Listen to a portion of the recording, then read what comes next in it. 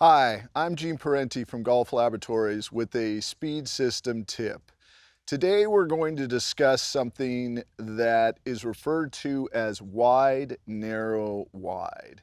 Now, in my business of testing golf equipment, one of the things that we try to do is not only look at what players do, whether they be elite players, mid-handicap, high-handicap, beginning players, we try to profile and find out what is working best biomechanically, and then we can reproduce it with the robot to try to determine how to best maximize your efficiency and your speed as you come in.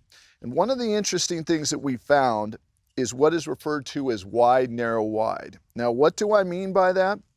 The first step is wide, and that means a wide takeaway. And as you have a wide takeaway in golf, whether it's from a testing perspective or from a playing perspective, everything is about an arc. The wide arc is an arc that we want because the wider the arc, the more we're going to maximize our club head speed. So we have a long takeaway. Now, the narrow aspect of this, if we continue on this wide path, we get into this casting motion. We do not want that. We want to accelerate with the left arm and watch my left arm drop. As it drops, now I'm getting into narrow. Look at the angle that I'm holding here. I'm holding almost a 90-degree angle and then back to wide as I come through. What that does is we're increasing our arc, and my analogy is a boxing analogy. If I hit someone like this, I might give them a bloody lip, but that's about it. If I hit someone from back here, I'm going to generate a lot more force. It's the same thing with the golf swing. We want as much force as possible, but once again, we don't want to do this. We want to drop.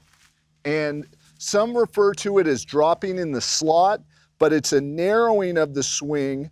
But then from here, we don't want to quit on the ball. We don't want to stop. We want to continue through.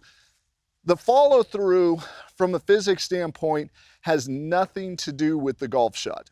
The golf ball has left by that point. The critical part of the follow through, which is really interesting, is if you have a short follow through as a golfer, you have to start decelerating into impact. So by having a long follow through, it guarantees that when you're going through this narrow part, you're going to be maximizing the club head speed coming into impact. So once again, as wide as possible to generate the greatest arc, as narrow and dropping in the slot, which maximizes our angular velocity coming into impact, and then as wide as possible again, because now we know if this club ends up here, we were accelerating as we came through. Wide, narrow, wide will definitely gain distance and also consistency for your swing.